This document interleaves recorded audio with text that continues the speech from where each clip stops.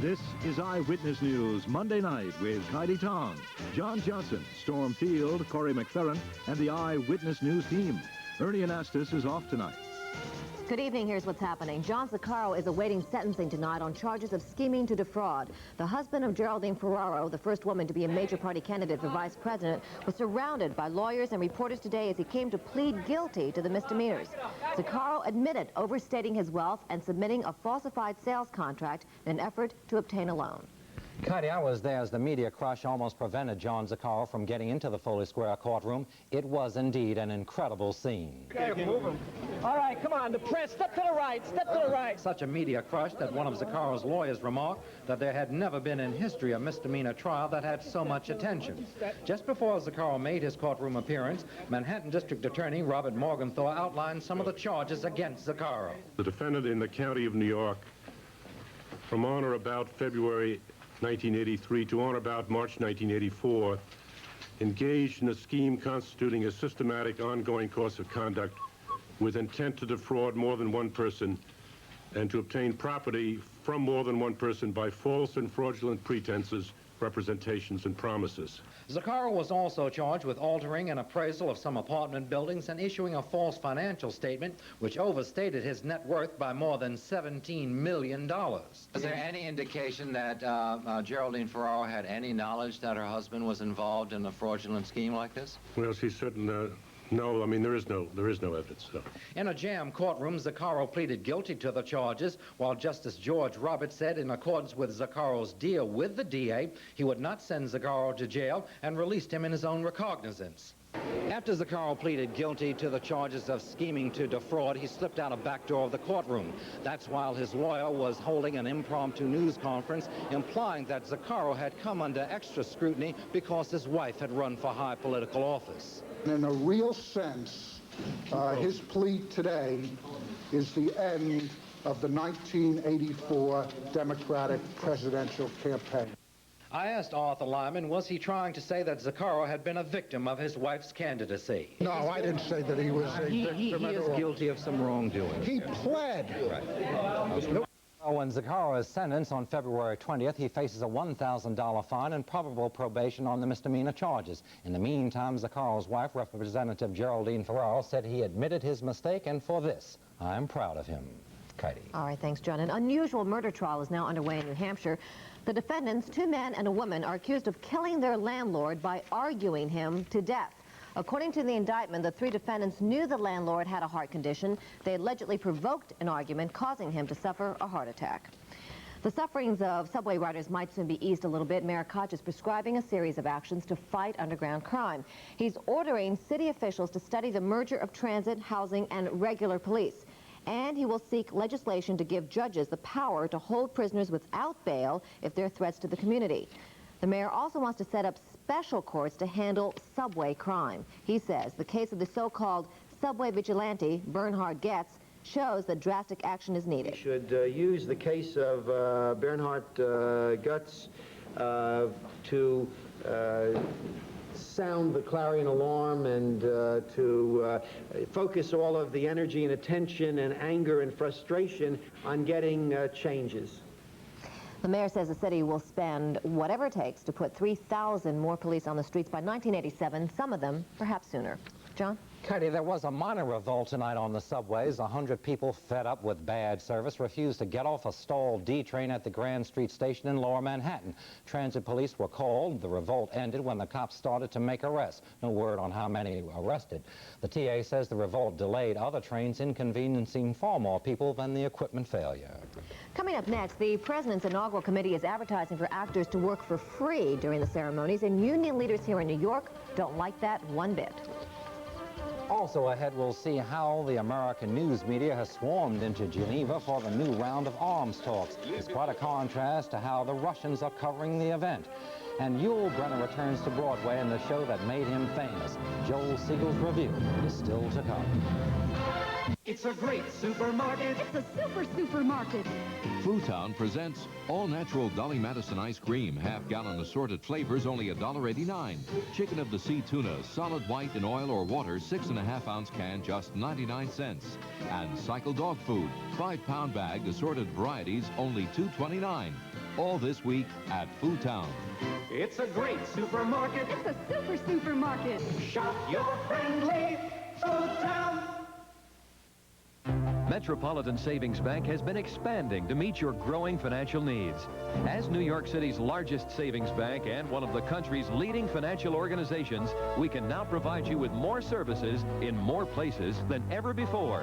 That's why we're now Crossland. Although you'll find our name coast to coast, we're still your neighborhood bank. From Manhattan to Manhasset, Bay Ridge to Bayside. Keep in touch where your money works. Crossland Savings, your money works. For just one more week, Bloomingdale's is going to satisfy man's every basic need with an incredible selection of basics, like shirts. Now $27.95 for Jeffrey Bean's all-cotton pinpoint Oxford solids. Gold toe socks at 20% off. Wool blend winter weight and just right for now. And save 20% on Jockey Classic whites. Shirts, briefs, shorts, all essential, all on sale. For just one more week at Bloomingdale's, it's like no other store in the world. What do you get in a SeaWorld day? You get Shamu. And shows. Sharks. And shows. Thrills. And shows. Fun. And shows. Hugs. And shows. Laughs. And shows. Feels. And shows. Friends. And shows. SeaWorld. It just gets better. And better. And better. Visit SeaWorld on your Orlando vacation. Better.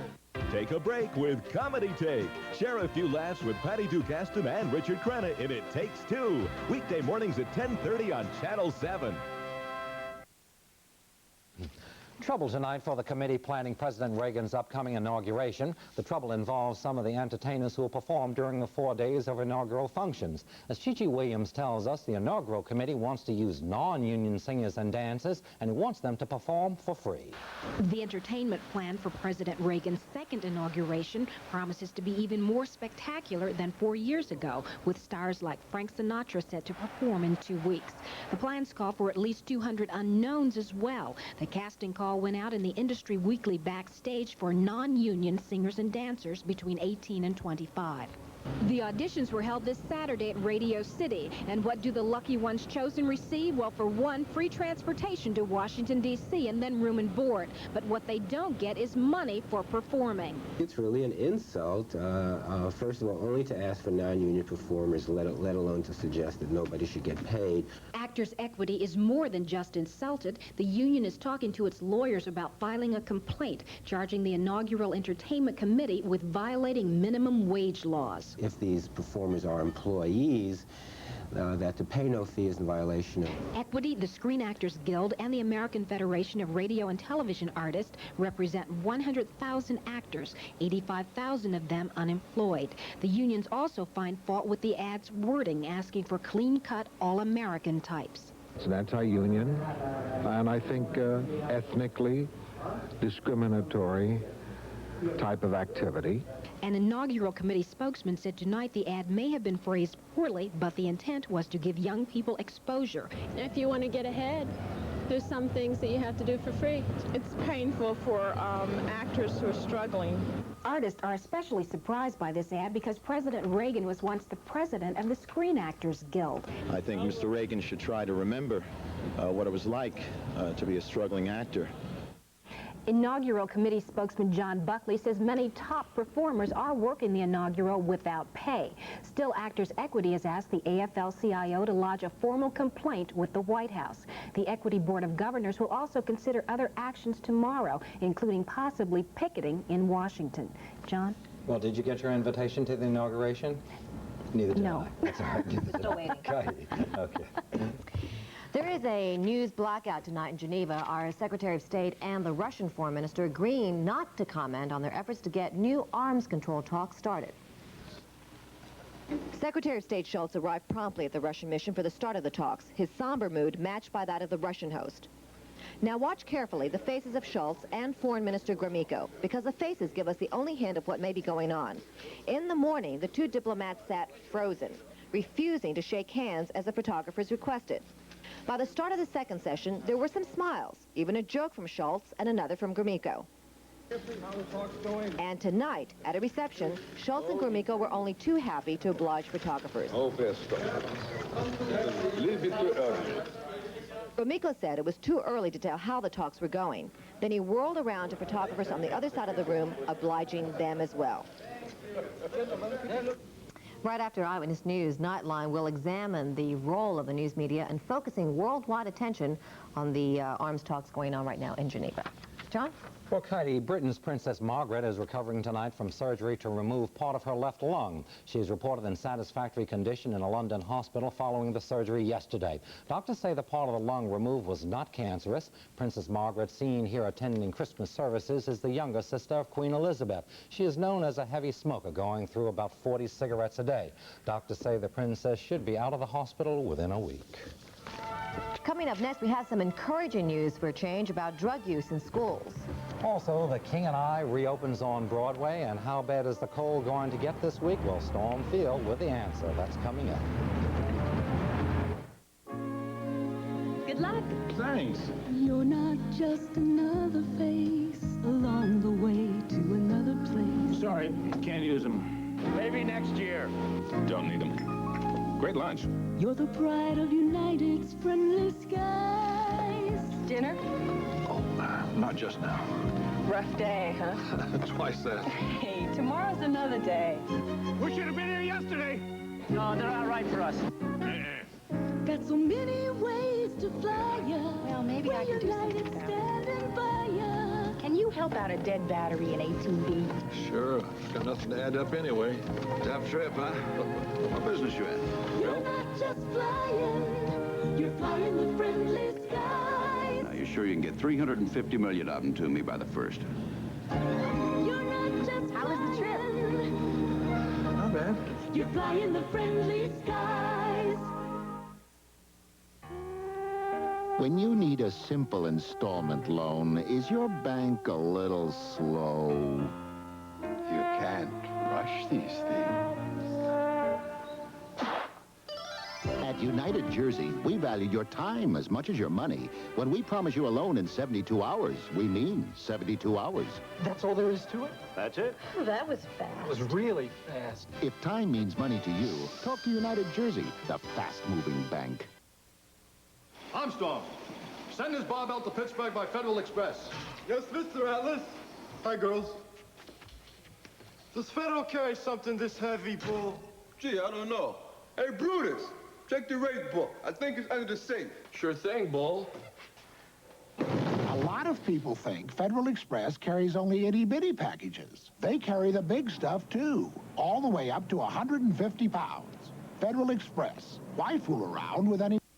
It's Crazy Eddie's greatest TV and video sale ever. Get anything and everything in TV and video. Crazy Eddie's greatest TV and video sale ever. It's going to be insane.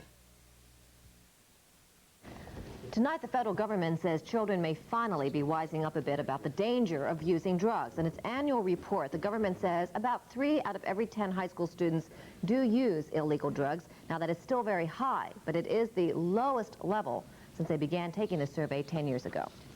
John? Well, Storm Field here now to tell us, I think that the Hawk is going to make a visit to us, right? I think the Hawk is flying in for a short little visit later on. It looks like things are going to be chilling up a little bit, although it doesn't look as if we're going to be getting quite the amount of snow that we had earlier looked for. What is happening is the storm system is sort of dissipating, to be exact, and slowly but surely it is going to be moving across, and yes, we will probably be getting some light snow activity later on tonight after midnight before tomorrow morning, but the amount should not be very much, if anything at all. Very little accumulation expected overnight. What is expected, though, is this very cold air driving down from the midsection of Canada right through the northern plain states, across the Ohio Valley. That is going to be affecting us. Our temperatures throughout tomorrow are going to be just dropping right out. The bottom is going to be going out of our readings. The weather watchers around the area, Kathy Gray in northern New Jersey, saying it's just cloudy out. Also, Elaine Marguccio saying the same thing, cloudy, no stars. As you take a look out here, Dorothy Martin out in Suffolk County, cloudy and chilly. A little bit of snow, light snow, Helen Marinelli. And Barbara Suckman in Queens, cloudy and a little bit foggy. As far as the satellite picture, here's our latest satellite picture. Notice there is moisture in here, but really not a lot of activity. And notice the difference. This looks fairly quiet. Look at today's 6 o'clock. shows a little bit more activity, a lot more cloudiness. So you can see that this is not really gaining any strength. It's just kind of moving in, but really not a whole lot to it. Here's how the forecast is going to shape up. For oh, it says flurries. I didn't, you know, with that little light over there like that, I thought it said flirtries. Flurries and overcast, temperature about 30 degrees. That's for tonight. And then moving into tomorrow morning, then the temperature dropping out. Clearing, windy, and very cold. Bundle up weather for tomorrow and tomorrow night. The same kind of thing. So move along into Wednesday, sunny, but the sun's not going to warm you too much. Cold weather. Take a look. This is the high expected in New York City, 26. Suburbs might be seeing down in the low 20s. That is cold. JJ. That is indeed cold. But tonight on Broadway, it was Hail to the King. This was opening night for what's been billed as the farewell engagement of Yul Brenner in The King and I. Autograph seekers were out looking for celebrities, and they spotted a few, like Carol Channing and Arlene Francis. At the end of this engagement, Yul Brenner will be retiring from the stage and the role of the King of Siam, which he first created nearly 34 years ago. Okay. So tonight's opening is really a reopening. Joel Siegel tells us if Yul Brenner still has that magic touch. They are calling this Yul Brenner's farewell engagement. After all, the man will be 65 this year, but farewell engagements have a habit of turning into long runs of a year or 2 or 3. Let's hope this one will. Tonight marked Yul Brenner's 4,434th performance in The King and I. Looks like a hit to me. And Brenner is vibrant, powerful, wonderful. Yes, it looks like a hit in great part because Mitch Lee's production does not look like a revival or a road company. The costumes are lavish, the sets are lush, the cast, it's an old star's trick, surrounding himself with a weak-voiced, running, scared supporting cast, bowing and kowtowing like toads. Not here. Mary Beth Peel is opera-trained. Her Anna is worthy of Yul Brenner's King. The cast, this entire cast, sings beautifully.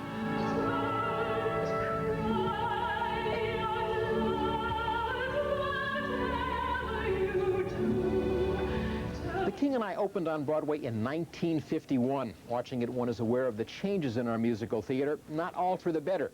Today, creators do musicals to dazzle us with their stagecraft, to show us how clever they are. Rodgers and Hammerstein wrote musicals because they wrote music.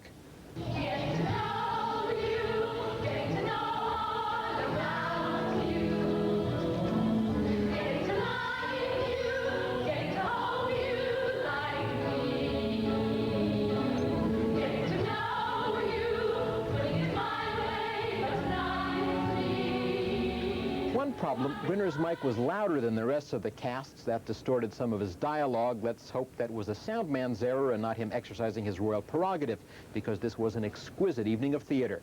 To put it nicely, this was precisely my cup of tea. I'm Joel Siegel, Channel 7 Eyewitness, etc., etc., etc. Still to come, the 10 most lovable nerds. Not me, and the division-leading Celtics invade Madison Square Garden. Corey McPherrin is next with the action. I hate to wait. He hates to wait. Well, you have to wait. So sorry. Avis knows how frustrating it is to wait for your rental car. That's why we invented the Wizard number, so you can go right from your plane to the Avis bus. I hate to wait. We'll get you on your way and into your car fast. We know you hate to wait, so from reservation to return. I hate to wait. He hates to wait. We're trying harder, faster. I hate to wait. Now another blue ribbon service from Con Edison. The Johnsons know it's important to save energy, so they called Con Edison for a free home energy audit. A trained specialist suggested more insulation here. 3 storm windows, 2 storm doors. Con Edison even helped arrange for contractors and low-cost financing. To find out more about Con Edison's free home energy audit and other blue ribbon services, write Con Edison, Free Home Audit, Box 900, Cooper Station, New York, New York, 10003. Here now are tonight's winning lottery numbers.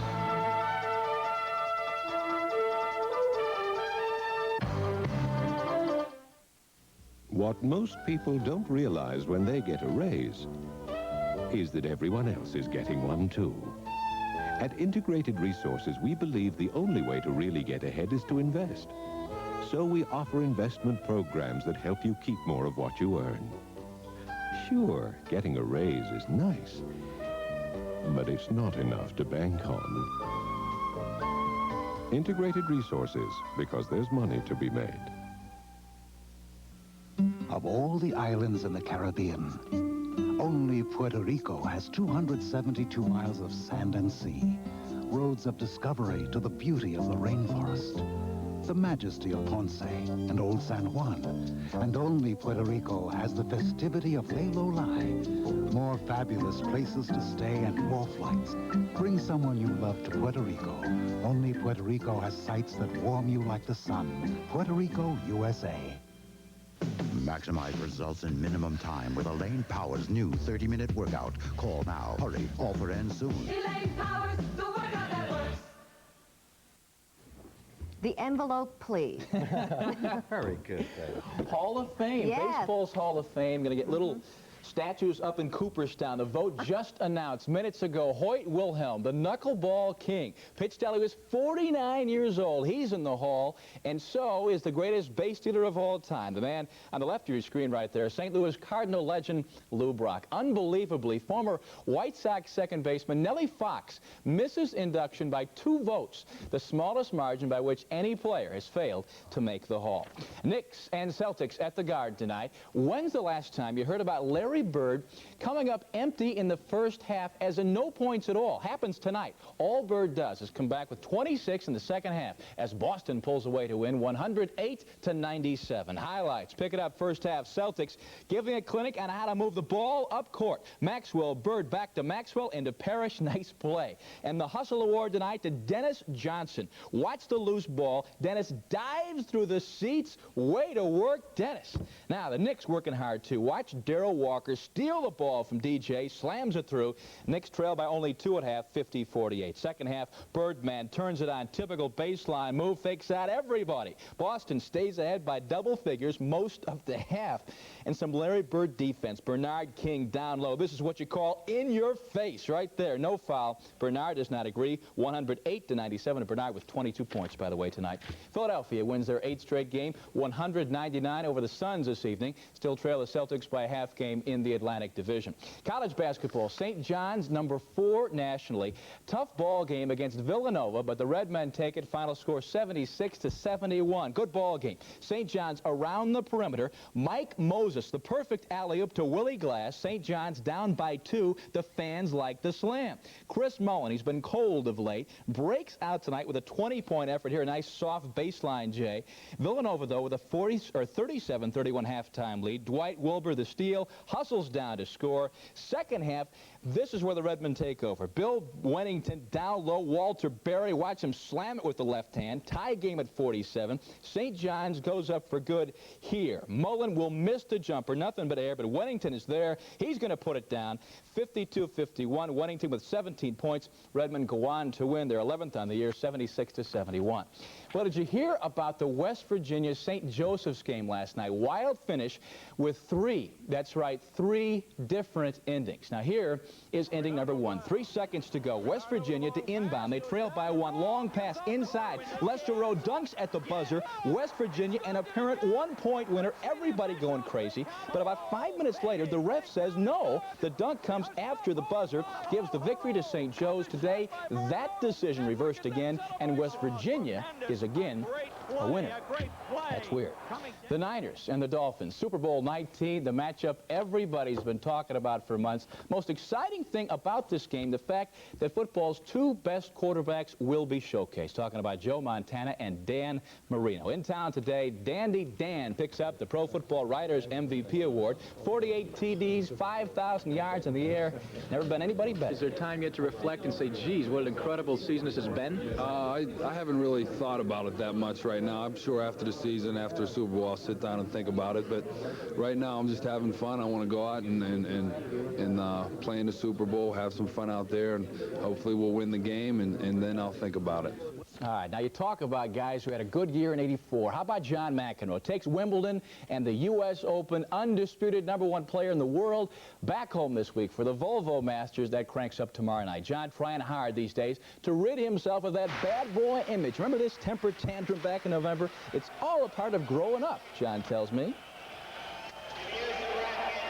It takes time to maybe do the right thing, and really, I mean, it takes making the mistakes and maybe sometimes making a fool out of yourself, really, before you realize. I mean, sometimes it's got to, like, slap you in the face. All right, Connors, Lendl, Verlander, all in the Masters field. It begins tomorrow night at the Garden. That's for now. All right, Corey, I want to congratulate you. You did not make this year's list of lovable nerds. A group called the International Bachelor of Women compiles a list for posterity and publicity. Walter Mondale is the #1 lovable nerd, followed by Prince Charles, and the man who wants to give you a check and Johnny a laugh, Ed McMahon. Both of Ronald Reagan's sons make the list, and so does CBS curmudgeon Andy Rooney. Rounding out the top 10, Popcorn King Orville Redenbacher, Howard Cosell, that consummate nerd Pee Wee Herman, the nasty nerd John McEnroe, and Woody Allen, still nerdy after all these years. That's it for now. Thanks for joining us. We'll see you back here tomorrow night. And for all of us here at Eyewitness News, Corey, Storm, and Chi-Chi, good night. Una lezione. Parmigiano è delicato, romano è robusto, e forsi è perfetto. You're not just another face. Miss him? I've been gone 3 days, but it seems like 3 weeks. I know. How old is yours? 7. Tim's 3 and so excited. He's coming to the airport. Well, we'll be right on time. More coffee? United carries over 100,000 travelers a day. But in the friendly skies, we never forget they're people just like us. I'm sure they're more excited than they look. Bye-bye. With assured reservations, you've got our... Yes, the American Express card. That's right. When you travel, always ask for an American Express card assured reservation. Your hotel room will be there. Am I too late? No, I waited up. You've got our word.